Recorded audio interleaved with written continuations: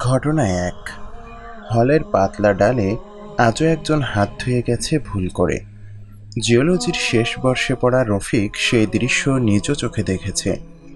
না দেখলে অনেক কিছুই খাওয়া যায়, দেখে ফেললে বিপদ। আজ দুপুরের খাবারটা ডালের ওপর দিয়ে চালিয়ে দেওয়া যাচ্ছে না আর। গতকাল অবশ্য জম্পেশ একটা ভোজ জুটেছিল দুপুরে। সব খাবারের নামও জানে না রফিক। ডিপার্টমেন্ট থেকে সে আর জুবায়ের গিয়েছিল একটা ইন্টারন্যাশনাল কনফারেন্সে। সেখানেই বাহারি লাঞ্চের ব্যবস্থা। জুবায়েরের সাথে কনফারেন্সে যাবার অনুভূতি খুব একটা সুখকর ছিল না। জাপানি এক মেয়ে ওদের সাথে হাত মেলাতে এসেছিল। রফিক সাথে সাথে জানিয়ে দিল ওর ধর্ম এই কাজের অনুমতি দেয় না। মেয়েটাও সাবলীল ভঙ্গিতে হেসে হাত সরিয়ে নেয়।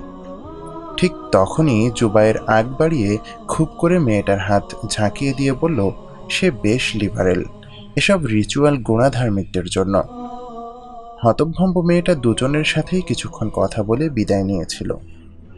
অস্বস্তিটা রফিকের লাগার কথা ছিল, কিন্তু অস্বস্তিতে পড়ে গেল জুবায়ের। একে নিয়ে যে কি করি, এই ভঙ্গিতে পার করে দিয়েছে কনফারেন্সের পুরোটা সময়। সকালে ক্লাসে এসে ২-৩ জনকে ওর দিকে তাকিয়ে মুচকি মুচকি হাসতে দেখেছে রফিক। জুবায়ের ২ চেয়ার এক করে আধো শোয়া হয়ে কনফারেন্সে কি কি হলো বর্ণনা করছে। তাকে ঘিরে আছে ক্লাসের সব ছেলে মেয়ে। রফিক অস্বস্তিতে একটু দূরে গিয়ে বসেছিল। দূর থেকেই দেখলো কেউ কেউ ওর দিকে ফিরে তাকাচ্ছে। ঘটনা বুঝতে দেরি হয়নি রফিকের। জুবায়ের সবাইকে উঠতে হুজুরের গল্প শোনাচ্ছে। লাঞ্চ ব্রেকের আগের ক্লাসটা ছিল আলতাফ স্যারের। স্যার ক্লাস শেষে রফিককে দেখা করতে বলেছেন। ভদ্রলোক তাকে খুব স্নেহ করেন। রফিক তার এলাকার ছেলে, সেও স্যারের প্রতি যথেষ্ট কৃতজ্ঞ। মফস্বলের ছেলে রফিক ঢাকায় এসে হলের গণরুমেও সিট পায়নি প্রথম দিকে, পরে আলতাফ স্যারের চেষ্টায় সিট পেয়ে যায়। স্যার প্রায়ই রফিকের বাড়ির খোঁজ নেন, যে কোনো সমস্যায় তার সাথে যোগাযোগ করতে বলেন। রফিকের বাড়িতে মা আর ছোট বোন আছে। সে টিউশনি করে নিজে চলে। যে টাকা বাঁচে বাড়িতে পাঠিয়ে দেয়। যা দেয় তাতে এমন কিছু হেরফের হয় না সংসারে, তবুও চেষ্টা করে পাঠাতে। রফিক বুঝতে পারছে না স্যার কী জন্য ডাকতে পারে। বছরখানেক হলো স্যারের সাথে একটু মনোমালিন্য চলছে। হুট করে ওর দাড়ি রাখা, টাকনোর ওপরে প্যান্ট পরা ডিপার্টমেন্টের অনেকেই মেনে নিতে পারেনি। কেউ অবশ্য কিছু বলেও নি। কেবল আলতাফ স্যার বিরক্ত হয়ে ধর্ম নিয়ে কিছু কথা বলেছিলেন। রফিক তার ভুল ভাঙাতে চেয়েছিল, স্যার উল্টো রেগে গেছেন। স্যারের রুমে যাবার পর রফিক বুঝতে পারল জুবায়ের ভার্সিটিতে পড়লেও মনে মনে কিন্ডার গার্ডেনের চেতনা লালন করে।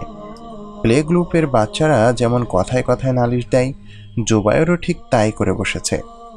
সেই জাপানি মেয়ের সাথে হাত না মেলানোর ঘটনা স্যারকে পর্যন্ত জানিয়ে দিয়েছে। কে জানে, হয়তো ক্যাম্পাসের মাঠে ঘুরঘুর করা আচারওয়ালা পর্যন্ত এই ঘটনা জেনে গেছে কিনা। আলতাফ স্যার গম্ভীর মুখে অনেক কথা শুনিয়ে দিয়েছে রফিককে। তুমি এভাবে চলতে থাকলে কোথায় চাকরি পাবে? জুবায়ের ছেলেটা সেখান থেকে ইন্টার্ন করার অফার পেয়েছে, তুমি পাওনি কেন বোঝো? তোমার চাকরি লাগবে না, সংসার কে চালাবে তোমাদের? পুরোটা সময় রফিক মাথা নিচু করেছিল, কিছু বলতে পারেনি। সংসারের কথা ভাবলে সেও চোখে মুখে অন্ধকার দেখে। কি অপেক্ষা করছে সামনে? ঘটনা ২। বাবা, খেয়েছিস? কি যেন মনে পড়ছে এমন ভঙ্গিতে মা আবার বলতে থাকেন, ও শোন, তোর হানিফ চাচাকে চাকরির জন্য বলেছিলাম। উনি বললেন তোর দাড়ির জন্য নাকি। মা, যাকে তাকে আমার চাকরির জন্য কেন বলো? তোমাকে নিষেধ করেছি না। মাকে আর কথা বলার সুযোগ দেয়নি রফিক। পরে কথা হবে বলে কল কেটে দিয়েছে। অবস্থা দৃষ্টি মনে হয় পুরো পৃথিবীর মানুষ ওর চাকরি নিয়ে চিন্তিত। সবাই দিনে একবার করে বলে যায় ওর দাড়ির জন্য চাকরি হবে না। সেদিন গিয়েছিল ছাত্রের বাড়িতে। ছাত্রের মা অমায়িক মহিলা। রফিকের একটা চাকরির জন্য নিজের স্বামীকে খুব করে ধরেছেন। এমন না যে রফিক অনুরোধ করেছে, ভদ্র মহিলা নিজ উদ্যোগে পরোপকার করতে চেয়েছিলেন। রফিককে বলে দিয়েছেন শুক্রবার বাচ্চাদের বাবা বাসায় থাকেন, রফিক যেন অবশ্যই আসে। প্রথম দর্শনে রফিককে দেখে নাক মুচকে ফেলেছিলেন ছাত্রের বাবা, যেন ওর গা থেকে বোঁটকা গন্ধ আসছে। এরপর চলল নানান জেরা। দাড়ি কেন? জব্বা না পড়লে কি হয়? আমিও তো মুসলিম, আমি জান্নাতে যাব না? তুমি একাই যাবে? প্রশ্নবারে জর্জরিত রফিক খেয়ে হারিয়ে ফেলেছিল। ছাত্রের মা একবার নাস্তা দেওয়ার জন্য ড্রয়িং রুম এসেছিলেন, মুখ থমথমে, ওর দিকে করুণ দৃষ্টি দিয়ে চলে গেছেন। রফিক ভাবতে পারে না এমন মার্জিত ভদ্র একজন মহিলার স্বামী এতটা উন্মাসিক। ছাত্রের বাবার হাত থেকে সেদিন কোনো মতে মুক্তি পেয়েছিল রফিক। পরদিন মনের সাথে যুদ্ধ করতে করতে ছাত্রের বাসায় গিয়ে শোনে কাল থেকে আর আসতে হবে না। মাসের পুরো বেতনটা দিয়ে ছাত্রের মা ছলছল চোখে বললেন, তোমার আঙ্কেলের কথায় কিছু মনে করো না, উনি ওরকমই, মনে কষ্ট পেয়ে থাকলে মাফ করে দিও বাবা। রফিক কষ্ট পায়নি আসলে। দাড়ি টুপি দেখে নানান মানুষ নানান কথা বলে, এর মাঝেও কিছু মানুষ অকারণে শ্রদ্ধা করে, ভালোবাসে। কটু কথা মনে রেখে মনের ভার বাড়িয়ে লাভ নেই। কেবল একটাই কষ্ট, টিউশনিটা গেল। ছাত্র ইংলিশ মিডিয়ামের ছিল, মাস শেষে ভালো একটা অঙ্ক আসত। এই টিউশনির পুরো টাকাটায় বাড়ি পাঠিয়ে দিত রফিক। এখন মাকে কি পাঠাবে? ঘটনা ৩। থিসিস ডিফেন্স খুব বাজে হলো রফিকের। শামিমা ম্যাম শুরুতেই ব্যক্তিগত আক্রমণ শুরু করলেন। ডিপার্টমেন্টের অন্যতম সিনিয়র টিচার তিনি, তার উপরে কথা বলার কেউ নেই। দাড়ি টুপি জোব্বা নিয়ে বেশ খানিকক্ষণ হাবিজাবি বলার পর আচমকা বলে বসলেন, তুমি আইএস করো নাকি? হতভম্ব রফিক এরপর সব গুলিয়ে ফেলে। একাডেমিক প্রশ্নের উত্তরেও ভজঘট পেকে গেল। অতঃপর টিচারদের আরও কিছু কটু কথা শেষে বিদায়। ডিফেন্সের পর রফিক অনেকদিন ডিপার্টমেন্ট মুখও হয়নি। কেমন একটা ট্রমার মধ্য দিয়ে যাচ্ছিল সে। সহপাঠীরা যার যার কাজে ব্যস্ত, কেউ বিসিএস এর প্রস্তুতি নিচ্ছে, কেউ ব্যাংক জবের প্রস্তুতি। রফিক চাকরি খুঁজছে হন্যে হয়ে, চাকরি পাচ্ছে না। কেউ দুটো ভালো কথাও বলছে না। সবার একই কথা, এই বেশভূষা ছাড়তে হবে, নতুবা চাকরি হবে না। গভীর হতাশায় তলিয়ে যাচ্ছে রফিক। এর মাঝে একদিন দেখা হলো নূর ভাইয়ের সাথে। ওর সব কথা শুনে নূর ভাই বোঝালেন, দেখো রফিক, রিজিক আল্লাহর পক্ষ থেকে আসে। তিনি যদি তোমাকে সাহায্য করতে চান, লেবাসের জন্য তোমাকে কেউ আটকাতে পারবে না। তার অনুগ্রহ থেকে নিরাশ হও না। ভাইয়ের সাথে কথা হয়েছিল বড়জোর ২০ মিনিট। এই ২০ মিনিটের খুব দরকার ছিল রফিকের জীবনে। জীবন নিয়ে হতাশায় ইবাদতেও গাফিল হয়ে গিয়েছিল সে। নূর ভাই এসে তাকে উজ্জীবিত করে তোলেন।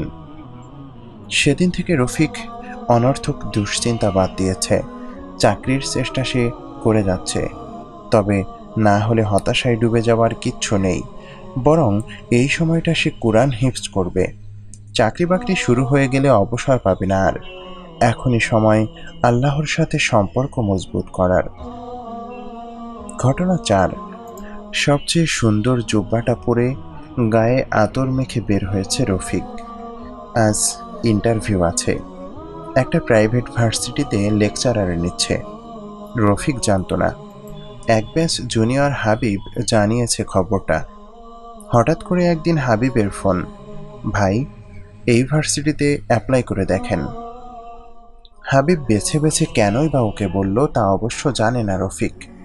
আজকাল ওর অজানাকে জানতে চাইবার কৌতূহলও কমে গেছে। খেয়াল করে দেখেছে চারপাশের ঘটনা প্রবাহ যত বেশি জানা যায়, ঝামেলা তত বাড়ে। চাকরির ইন্টারভিউ আছে এতটুকু জানাই যথেষ্ট তার জন্য।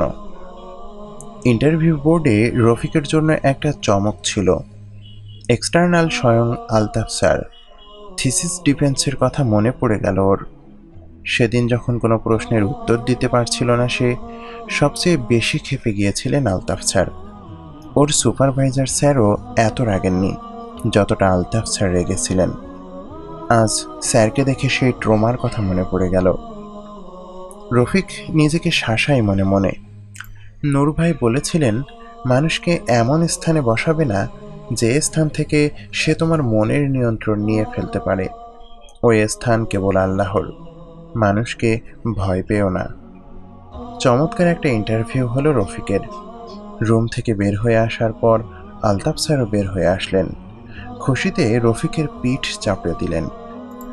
হাবিব তোমাকে বলেছিল তাহলে? স্যারের প্রশ্নে রফিকের বুঝতে বাকি থাকে না হাবিব কেন ওকেই ফোন করে বলেছিল খবরটা। অবাক লাগে ওর। ডিফেন্সের পর সে রীতিমতো পালিয়ে বেড়াতো স্যারের কাছ থেকে। স্যারও তাকে খুব একটা পছন্দ করতেন না, অথচ আজ মনে হচ্ছে স্যার ওর কতটা আপন।